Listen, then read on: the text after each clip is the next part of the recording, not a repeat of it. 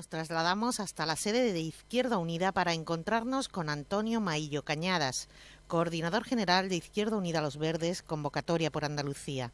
Nacido en Lucena, Córdoba, en el año 1966, Antonio es el segundo de los 4 hijos de Juan Manuel Maillo y Carmen Cañadas. Con 18 años ayudó a crear la Asamblea de Izquierda Unida en Lucena y en 1996 se afilió al Partido Comunista. Profesor en educación secundaria de latín y griego, durante 22 años ha ejercido primero en Sanlúcar de Barrameda, en Cádiz, desde el año 90 hasta el año 96 y posteriormente en Aracena, en Huelva, hasta el año 2009. Aquí además desarrolló la gestión de director del centro desde los años 2005 al 2009, convirtiéndose en un centro TIC y bilingüe. Además fue concejal de Izquierda Unida en ambas localidades. Como profesor ha realizado estancias académicas de formación en Finlandia, Reino Unido, Bulgaria e Italia, en el marco de proyectos educativos europeos vinculados a la mejora educativa y la función directiva. Sus buenas referencias profesionales lo llevaron desde septiembre de 2009 y hasta el año 2012 a ejercer la jefatura del Servicio de Programas Educativos Internacionales en la Dirección General de Participación e Innovación Educativa de la Consejería de Educación.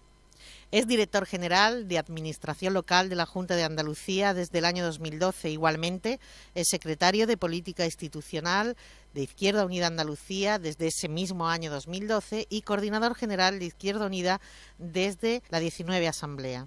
Maillo, al que le gusta pasear, la lectura, el cine y las reuniones de amigos, es un político culto, amable y dialogante, consciente de que ningún avance social se consigue sin luchar.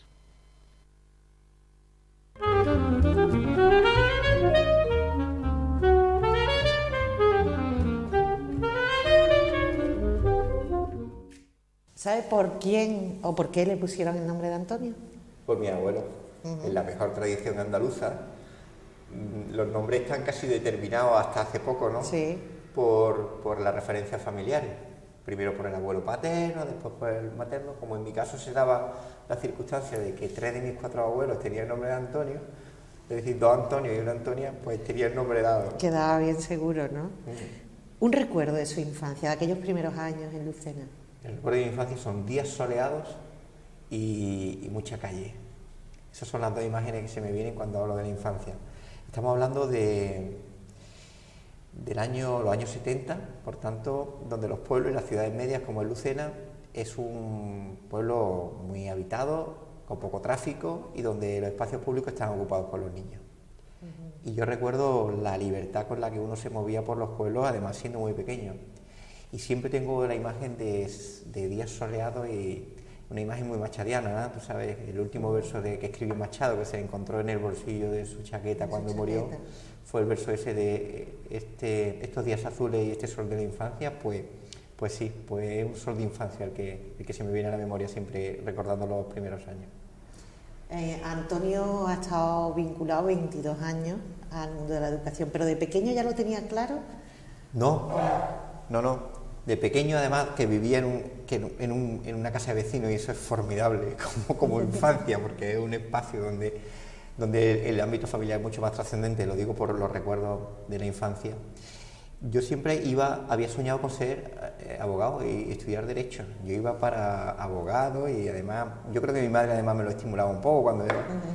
Pero después, cuando estuve en el instituto, descubrí el latín, descubrí el griego, descubrí la capacidad que uno tenía de comunicarse mejor gracias a la adquisición de conocimiento de las lenguas clásicas, y eso me hizo que descubriera también la pasión por la educación, por la formación de los jóvenes, y fue lo que me hizo variar prácticamente cuando estaba en el entonces COU, que es el equivalente ahora a segundo de bachillerato, que di un giro a la opción de la carrera, y mis padres siempre le agradeceré que me lo respetaron, aunque reconozco que en aquel momento no les gustó mucho. No era lo mismo estudiar Derecho y ser abogado que estudiar unas lenguas clásicas ya. Latín y griego. El latín y griego, pero siempre he agradecido a mis padres, son padres trabajadores y normales, que nos respetaran las opciones de carrera. Y lo digo esto porque en aquel tiempo había no sé si ahora, yo creo que ahora menos, pero en aquel tiempo había muchos padres y más acomodados económicamente los míos, que obligaron a sus hijos y a sus hijas a hacer la carrera que ellos quisieron. Y nosotros o como siempre, mucho podías elegir entre un par entre de algunas cosas. que estuvieran en la ciudad, y sin embargo mis padres siempre nos respetaron donde hicimos, y de hecho cada hermano hemos estudiado en una ciudad diferente en función de la carrera, y ellos siempre nos lo han respetado, y yo eso lo he valorado profundamente. ¿Qué aprendió de sus mayores? Lo que conscientemente he aprendido, porque digo que inconscientemente se aprende muchísimo, uno es Sí, producto sin duda. de sus mayores. ¿Qué he aprendido de mis mayores? A mí, en el caso de mi abuelo, sobre todo, el valor de la justicia social y de la honestidad, como el mejor de los patrimonios. A mí eso se me ha marcado como una prioridad. Y en el caso de mis padres, la dedicación y el esfuerzo, como un valor en sí mismo, ¿no? Esos son valores que se mantienen, y la austeridad, bien entendida, no como la entienden estos recortadores que tenemos en el gobierno del Partido Popular, sino la austeridad como una forma de vida, como un valor, como una virtud. Yo creo que una virtud, pues, el gastar de conformidad con tus necesidades, la no búsqueda ni compra compulsiva. En esa austeridad yo me he educado con mucho gusto. El dar valor al cumplimiento de unos objetivos. Y esa austeridad, esa sobriedad, yo fui de los niños que más tarde tuve botas de futbolista, por ejemplo, o ropa deportiva, y veía que gente que podía tener incluso menos ingresos que mis padres, pues los tenían con mucha mayor rapidez. Y entonces esa vinculación de que cada cosa tenía que tener un objetivo y un esfuerzo previo, a mí eso me ha disciplinado mucho, y yo lo tengo como un valor. Un color. El rojo. El rojo, pasión. Y no va con segunda. No va con segunda. Vale. Un sabor. ¿Un sabor? Un sabor. Chocolate negro. Una canción, que por lo que quiera que sea... Mediterráneo, de Serrat. Es curioso porque esta... Esa es una de las mejores canciones es una canción que para mucha gente Sí. tiene... Hombre, yo creo que es tiene una un canción significado especial. fundacional, porque es un homenaje a un espacio que ha marcado la cultura de siglos y que nos condiciona además en la forma de entender el mundo. Y cómo en tan pocos versos se puede decir tanto, ¿no? Y a mí me encanta esa canción. Y hay otra canción de Serrat que me gusta mucho, que es Paraules de amor, Palabras de amor, en catalán además, que es preciosa. Catalán es una lengua muy bonita. ¿Y una película que nos recomendaría? La trilogía del Padrino, Novecento, cualquiera de Almodóvar. Bueno, ahí tenemos unas cuantas recomendaciones. ¿Y un libro? El nombre de la rosa, La Ilíada de Homero, o por ejemplo la realidad y el deseo de Cernuda también.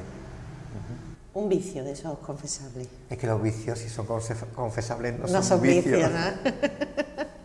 Bueno, vamos al otro extremo. Una virtud. No tengo yo una conciencia de tener virtudes. En todo caso, soy muy trabajador.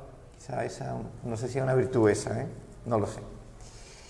Y me puedo definir como una persona comprometida. Quizás sea ese mi mejor rasgo. No en la política solo, sino en cualquier ámbito de mi vida. Así que hablo más de una característica que de una virtud. Si tuvieras que elegir el momento más feliz de su vida.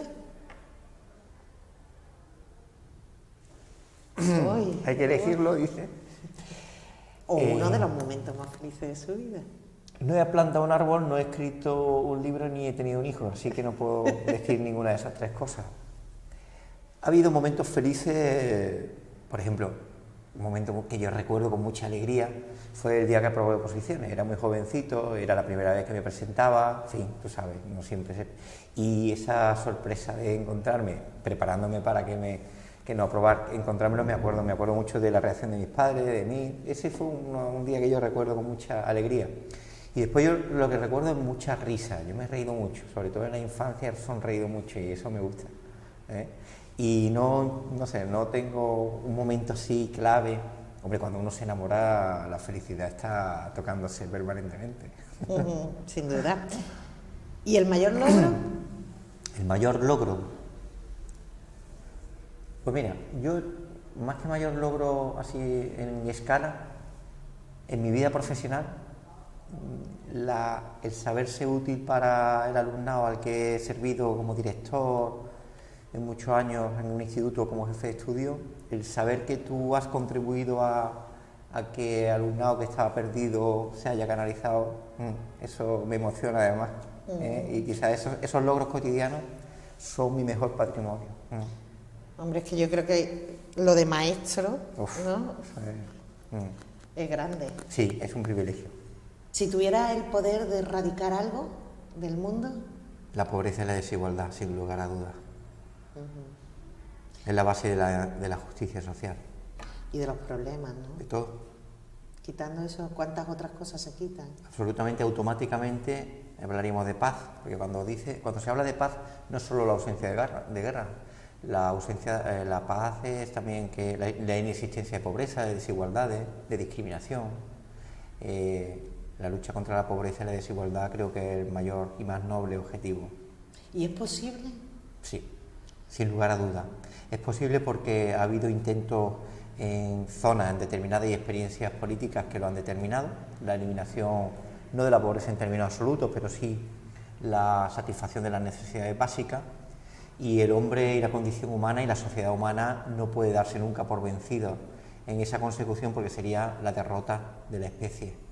Y es fundamental en eso ser muy dialéctico y no perder la referencia de que no puede ser una quimera, sino que tiene que ser una utopía que nos condicione en nuestra actitud. ¿Qué es lo que más aprecia Antonio en los demás? En los demás la sencillez. Me encanta la gente sencilla, sin pretensiones y que ofrecen lo mejor de sí. Como decimos en Andalucía, los que van de frente. Los ¿no? que van de frente a los que ves venir. Son con los que me entiendo.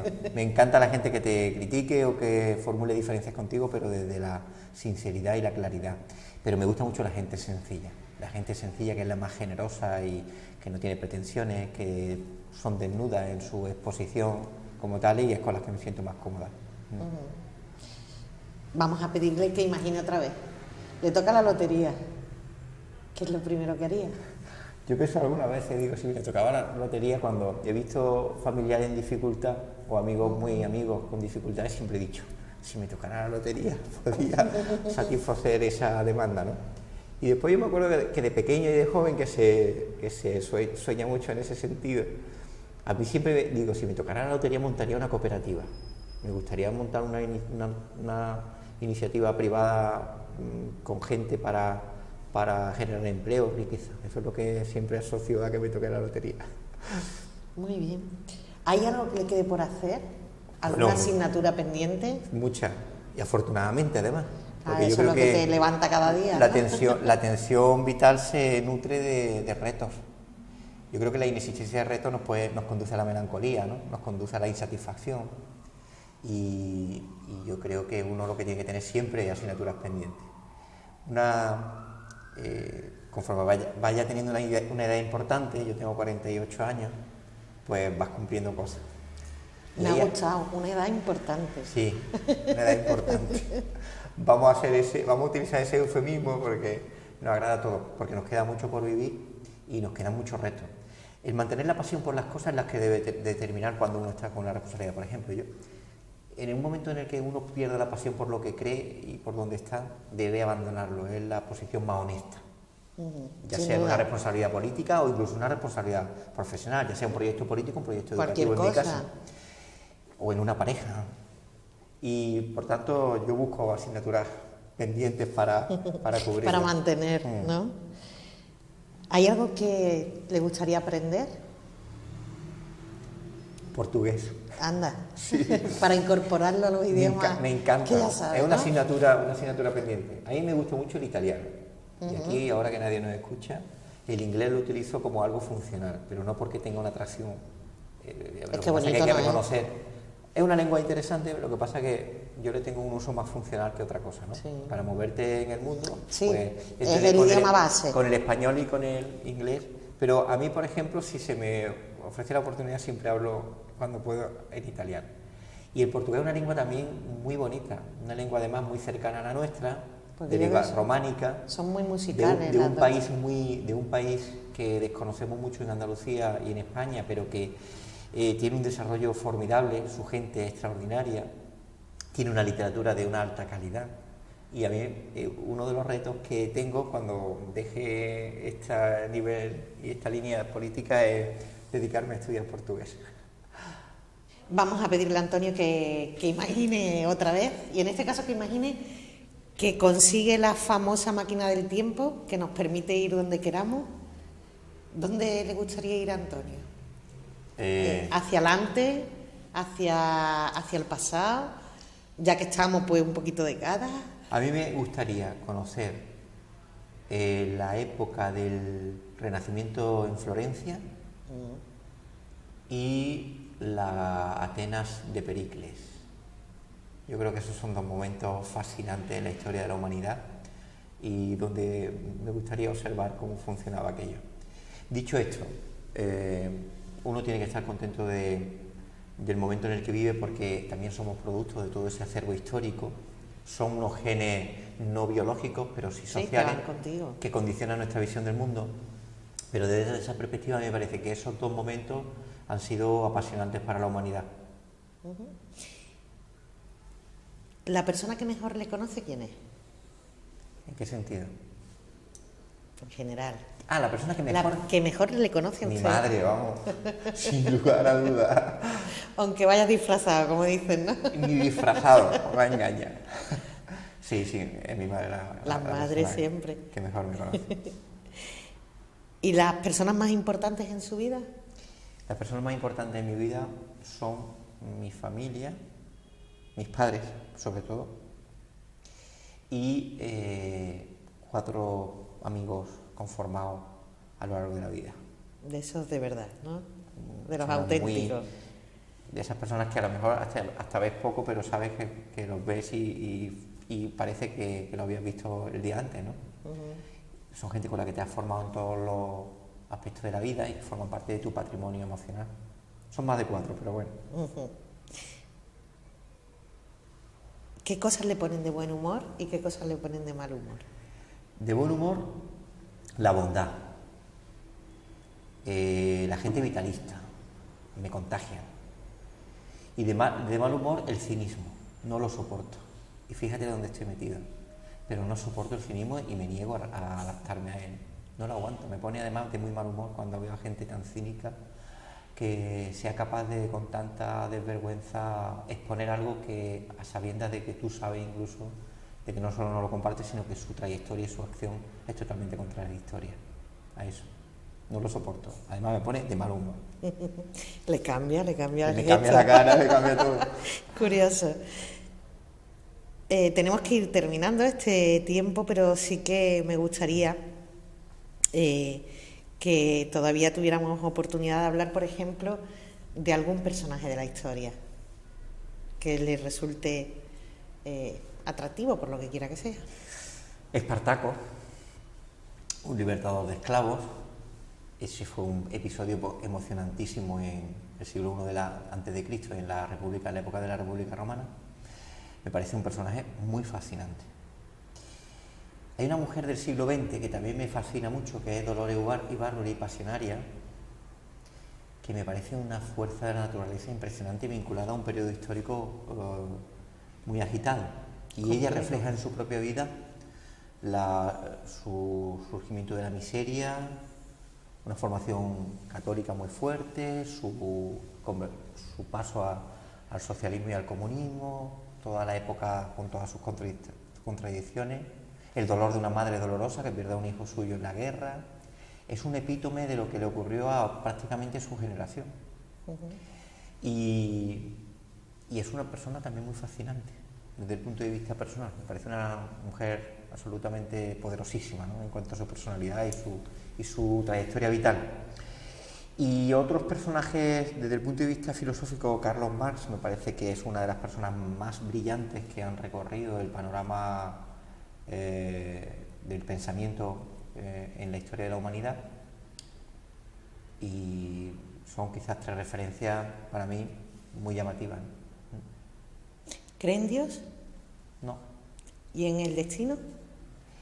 Creo en el fatum, creo en la acción de los hombres, y créame que me encantaría creer en que hubiera algo que trascendiera nuestra propia vida. ¿Cómo serían unas vacaciones ideales? para Antonio?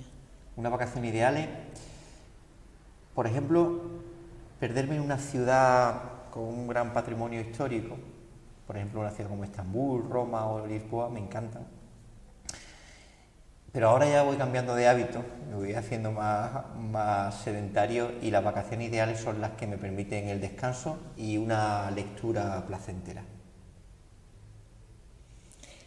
3 lugares que le gustaría conocer. Que todavía no conozco, por tanto, Efectivamente. ¿no?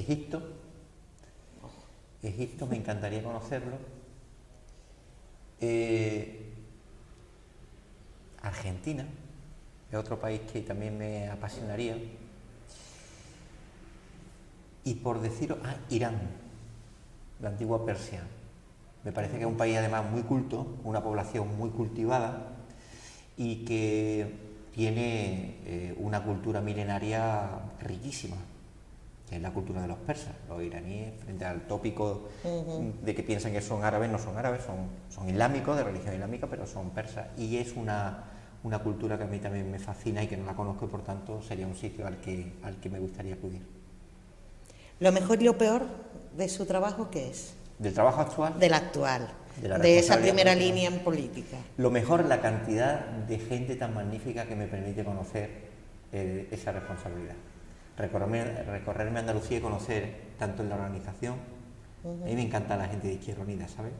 Y no lo digo porque sea su coordinador, sino porque me gusta mucho la militancia de una gente que lucha por lo que cree, que está en la organización para transformar el mundo, para cambiar, activistas que se mueven por profundas convicciones ideológicas, que sé que en estos tiempos tan líquidos, pues a lo mejor eso no es lo más llamativo, ¿no? Hay discursos más diluidos, más líquidos, más vaporosos, que tienen mucha atracción en estos momentos, se está viendo.